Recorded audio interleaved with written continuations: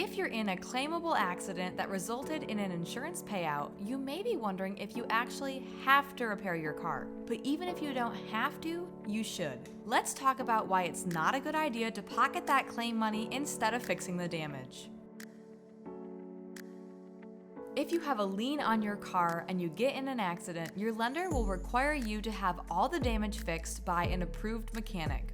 The lender technically still owns the car while you're making payments, and they'll want to make sure that everything is taken care of in order to minimize damage to the car and keep its value high. If you own the car outright, you may be able to get away with not using your insurance claim money for repairs. Maybe you're car savvy and you'd like to fix the damage on your own. Before you start repairs, make sure you speak with your claims adjuster to make sure that you won't void your insurance coverage by doing so.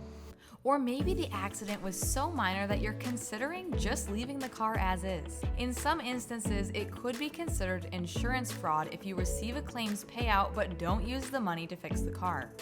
In other cases, your insurance company could force you to drop physical damage coverage from your policy, leaving you to pay out of pocket for all damage your car sustains in the future.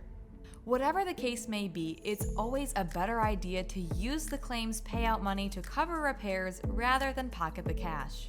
Remember, if your insurance company didn't think the repair was worth it, they wouldn't have given you the money in the first place. Moreover, you'll need to prove that you actually got the damage fixed with photos, receipts, or something else in order to stay insured.